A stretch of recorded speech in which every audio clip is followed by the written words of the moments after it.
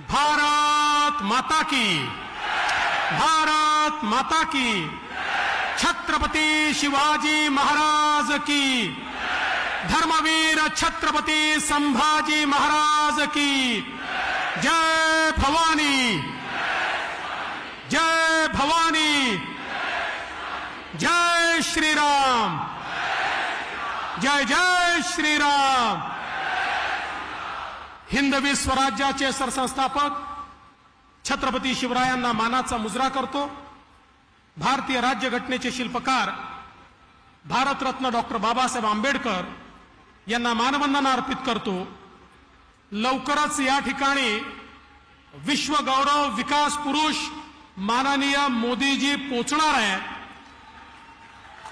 जवळच आलेले आहेत। तत्पूर्वी या सभेमध्ये उपस्थित असलेले माननीय मुख्यमंत्री एकनाथराव शिंदेजी, अजितदादा पवारजी, सन्माननीय राज ठाकरेजी, पीयूष गोयलजी, राणे साहेब, आठवले साहेब, जोगेंद्र कवारेजी, विनोद तावडेजी, आशिष शेलारजी, सुनील तटकरेजी, मंगलप्रभात लोढाजी, अशोकराव चव्हाणजी, आपले सहाय्यक उमेदवार आणि मंचावरील सर्व मान्यवर, मी वेळ कमी असल्यामुळे सर्वांचं नाव या ठिकाणी घेणार नाही, पण आज शिवाजी पार्कवर बोलत असताना हिंदू हृदय सम्राट शिवसेना प्रमुख बाळासाहेब ठाकरेंची गर्जना मला आठवते। ते याच ठिकाणून म्हणायचे, माझ्या तमाम हिंदू बांधवांनो, मातांनो आणि भगिनींनो। त्यानंतर अशा प्रकारची गर्जना काल परवापर्यंत आम्ही उद्धव ठाकरेंची ऐकायचो, पण नुकतीच इंडिया आघाडीची बैठक या ठिकाणी झाली। याच शिवाजी पार्कवर इंडिया आघाडीवाल्यांनी त्यांना सांगितलं, उद्धव ठाकरे हे चालणार नाही, तुम्ही बदला। आणि त्या दिवशीपासनं उद्धव ठाकरेंनी माझ्या तमाम हिंदू बांधवांनो हे म्हणणं सोडून दिलं आणि आता ते नाव देखील घ्यायला तयार नाही। ही खरोखर एक शोकांतिका आहे बंधू भगिनींनो। आपण बघा, या ठिकाणी वंदनीय बाळासाहेब ठाकरेंची सभा व्हायची, त्यावेळी काय शब्द असायचे, शिवशाहीचा भगवा झेंडा, देशाला हिंदुस्थान म्हणा, कडवट हिंदू यांनी वाट लावली। त्या ठिकाणी काँग्रेसवाले ठोले, शिवरायांचे मावळे, आदर्श असे अनेक शब्द आम्हाला ऐकायला मिळायचे।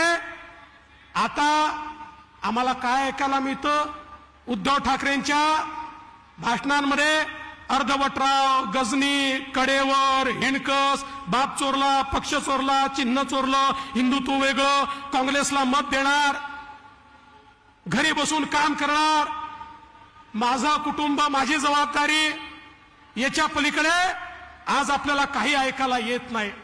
पण बंधू भगिनींनो, आपण पाहू शकतो माननीय मोदीजींच्या नेतृत्वात जी महायुती या ठिकाणी तयार झाली आहे, या मुंबईमध्ये, या महाराष्ट्रामध्ये गेल्या 10 वर्षामध्ये जे परिवर्तन आपण बघितलं, ते परिवर्तन आम्ही या ठिकाणी सांगतो। मुंबईचा बदललेला चेहरा आम्ही सांगतो, मुंबईचा अटल सेतू आम्ही सांगतो, मुंबईचा कोस्टल रोड आम्ही सांगतो, मुंबईची मेट्रो आम्ही सांगतो, मुंबईचे एसटीपी आम्ही सांगतो, मुंबईच्या झोपडपट्टीवासियांना मिळणारं घर आम्ही सांगतो, धारावीचं रिडेव्हलपमेंट आम्ही सांगतो। इंडिया आघाडीवाल्यांनो सांगा, तुम्ही या ठिकाणी काय सांगू शकता? अरे एक प्रोजेक्ट, एक मुंबईकरांकरता केलेलं तुमचं एक काम तरी या ठिकाणी दाखवा। खरं म्हणजे बंधू भगिनींनो, कोविडचा तो काळ आठवा, ज्या काळामध्ये आपल्या नातेवाईकांशी लोक संबंध दाखवू शकत नव्हते, सर्वकडे अंधकार होता, काय होईल ही चिंता लोकांना होती। जगातले लोक म्हणायचे या भारतामध्ये 40-50 कोटी लोक तरी मरतील। अशा परिस्थितीमध्ये देशाचे प्रधानमंत्री मोदीजी यांना माहिती होतं 4च देशांनी कोविडची लस तयार केली होती. त्यांच्याकडे मी गेलो तर ते म्हणतील पहिले आमच्या लोकांना लस देतो मग तुम्हाला लस देतो. माझे लोक मरतील. अरे मोदीजींनी शास्त्रज्ञांना एकत्रित केलं. या ठिकाणी रॉ मटेरियल जमा केलं, रिसोर्सेस जमा केले. जगाच्या पाठीवर अनेक देशांकडे हे रॉ मटेरियल होतं. ते रॉ मटेरियल मोदीजींनी मिळवलं आणि जगामध्ये भारत हा 5वा देश झाला ज्यांनी कोविडची लस या भारतामध्ये तयार केली आणि 140 कोटी भारतीयांना कोविडची लस त्या ठिकाणी मोदीजींनी दिली. बंधू भगिनींनो, मोदीजी कोविडची लस देत होते त्यावेळी या ठिकाणी मुंबईत काय चाललं होतं? उद्धवजींच्या नेतृत्वात काय चाललं होतं? उद्धवजींच्या नेतृत्वात त्यावेळी खिचडीचा घोटाळा चालला होता. त्यावेळी रेमडेसिवीरचा घोटाळा चालला होता. त्यावेळी ऑक्सिजनचा घोटाळा चालला होता. आणि प्रेताच्या टाळूवरचं लोणी खाणं काय असतं त्याचा अर्थ आम्हाला समजला. बॉडी बॅगचा घोटाळा चालला होता. म्हणजे या ठिकाणी खिचडी चोर आणि कफन चोर आम्ही पाहत होतो. एकीकडे मोदीजी सेवा करत होते आणि या ठिकाणी हे चोरी करत होते. बंधू भगिनींनो, कुठेतरी यांना या ठिकाणी आपल्याला जो जबाब आहे तो निश्चितपणे मागावा लागेल. आणि म्हणून मी तुम्हाला एवढीच विनंती करण्याकरता आलोय. निवडणूक आली की नवीन नवीन या ठिकाणी जुमले सांगितले जातात. आता निवडणूक आल्यानंतर हे म्हणतात उद्योग पळवले. आमच्या उदय सामंतजींनी सांगितलं अरे आपलं कर्तृत्व असावं लागतं. 5 वर्ष मी मुख्यमंत्री होतो. मी मुख्यमंत्री व्हायच्या आधी गुजरात पहिल्या क्रमांकावर होता. मी मुख्यमंत्री झालो. पुढचे 4 वर्ष महाराष्ट्र पहिल्या क्रमांकावर आणला आणि आपल्या नंतरचे 4 राज्य हे एकत्रित केले तरी महाराष्ट्र पहिल्या नंबरवर होता. या ठिकाणी उद्धव ठाकरेजी मुख्यमंत्री झाले. पहिल्या वर्षी कर्नाटक पहिल्या नंबरवर गेला. दुसऱ्या वर्षी त्या ठिकाणी गुजरात पहिल्या नंबरवर गेला. पुन्हा शिंदे साहेबांच्या नेतृत्वात आम्ही आलो. मी माझ्या पहिल्याच इंटरव्ह्यू मध्ये सांगितलं शिंदे साहेबांच्या नेतृत्वात आम्ही पुन्हा नंबर 1 होणार. आणि मला आनंद वाटतो महाराष्ट्राला आम्ही पुन्हा नंबर 1 वर आणलं. आणि पुन्हा गुजरात, कर्नाटक आणि दिल्ली यांचा एकत्रित इन्व्हेस्टमेंटचा विचार केला तरी महाराष्ट्राची इन्व्हेस्टमेंट पहिल्या क्रमांकावर आहे. याचं कारण काय आहे? तुम्ही जर वसुली कराल, तुम्ही त्या ठिकाणी तुमचेच लोक, तुमचेच पोलीस जर या ठिकाणी बॉम्ब ठेवण्याचं काम करतील. आणि मी सांगितलं होतं त्यावेळी माझ्यावर उद्धवजींचा दबाव होता. उद्धवजी मला देखील म्हणाले की वाझेला परत घ्या. मी म्हटलं घेणार नाही. ते झाले, त्यांनी वाझेला परत घेतलं. त्या वाझेने तो खून केला. त्याच्यावर उद्धवजींना विचारलं. उद्धवजी म्हणाले वाझे काय लादेन आहे का? त्यांना नंतर लक्षात आलं या ठिकाणी इन्व्हेस्टरनी येणं बंद केलं. बंधू भगिनींनो, आणि म्हणून मी तुम्हाला एवढंच सांगण्याकरता आलोय. आज अवस्था काय आहे? या ठिकाणी मुंबईवर लगातार हमले झाले. हे हमले झाल्यानंतर खऱ्या अर्थानं आमच्या शहीदांना या ठिकाणी आमचे करकरे साहेब असतील, कामटे साहेब असतील, साळसकर साहेब असतील, आमचे तुकाराम ओंबळे असतील, ज्यांनी मुंबई करता जीव दिला. आज बघा काय अवस्था आहे. उज्ज्वल निकमांना तिकीट दिल्यानंतर हे नालायक काँग्रेसवाले आणि इंडिया आघाडीवाले त्या ठिकाणी म्हणतात उज्ज्वल निकमांनी कसाबचा अपमान केला. ते म्हणतात कसाबने त्या ठिकाणी करकरेंना मारलंच नाही. अरे नालायकांनो, मतान करता या मुंबईच्या आणि या देशाच्या शहीदांचा अपमान करू नका. या ठिकाणी आपल्याला लक्षात येत आहे परिस्थिती काय आहे. अरे इंडिया आघाडी अजमल कसाब सोबत आहे आणि आम्ही उज्ज्वल निकम सोबत आहोत. हा फरक आज आपल्याला या ठिकाणी पाहायला मिळतोय. आणि म्हणून बंधू भगिनींनो, आज ज्यावेळेस यांच्या लक्षात आलंय की आता आपल्याला लोक मतं द्यायला तयार नाही, आपली मतं कमी झाली आहेत, तर यांनी आता तुष्टीकरण सुरू केलंय, लांगुल चालन सुरू केलंय.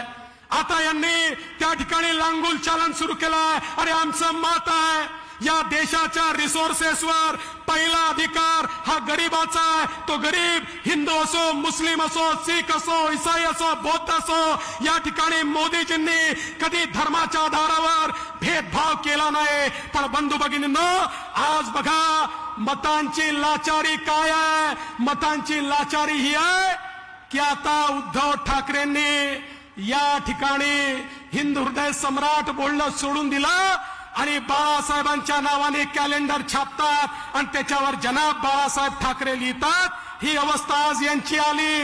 आज यांच्या सभांमध्ये त्या ठिकाणी मशालीचे पटके घालून टिपू सुलतान जिंदाबादचे नारे लावतात.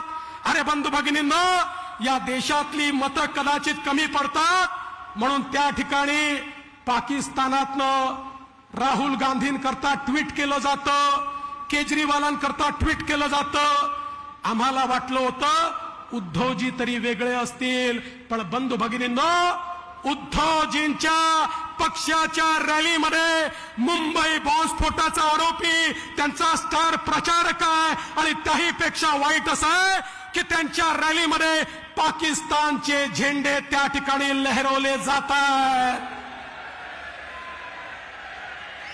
बंधू भगिनींनो, पाकिस्तानचा झेंडा लहरवून या ठिकाणी जर मत मागण्याची वेळ आली तर त्याच्यापेक्षा राजकारणातनं निवृत्ती स्वीकारली पाहिजे. पण हे मतांचे लाचार आहे. यांची लाचारी अशी आहे की आता या ठिकाणी हे काही करू शकतात आणि म्हणून आता वोट जिहादचे व्हिडिओ चाललेले आहेत. हे सांगतात वोट जिहाद करा, हे सांगतात वोट जिहाद करा. अरे त्यांना सांगा या देशातला जो देशभक्त नागरिक आहे त्याच्याकरता हा लोकतंत्राचा, हा लोकशाहीचा यज्ञ आहे आणि एक एक देशभक्त नागरिक या लोकशाहीच्या यज्ञामध्ये आपल्या मताची समिधा टाकेल आणि मोदीजींना तिसऱ्यांदा देशाचा प्रधानमंत्री बनवेल. आणि म्हणून तुम्हाला एवढीच विनंती करण्याकरता आलो आहे. अरे लोकशाहीच्या यज्ञामध्ये तुमची समिधा हवी आहे. जर कोणी वोट जिहाद करत असेल तर देशभक्त या ठिकाणी लोकशाहीमध्ये आपल्या यज्ञामध्ये आपली मताची समिधा टाकतील आणि पुन्हा एकदा तिसऱ्यांदा माननीय मोदीजींना देशाचं प्रधानमंत्री आम्ही बनवू आणि या मुंबईमधले 6 उमेदवार हे महायुतीचे निवडून येतील हा मला विश्वास आहे. आणि म्हणून मी आपल्या सर्वांना या निमित्ताने एवढंच सांगतो, कमळ असू द्या की धनुष्यबाण असू द्या, कमळाचं बटन दाबलं तरी वोट मोदीजींना, धनुष्यबाणाचं बटन दाबलं तरी वोट मोदीजींना. त्यामुळे 20 तारखेला इतक्या प्रचंड संख्येनं या की या मुंबईचा सर्वाधिक आशीर्वाद हा मोदीजींना मिळाला पाहिजे एवढीच विनंती करतो आणि माझं बोलणं संपवतो. जय हिंद, जय महाराष्ट्र.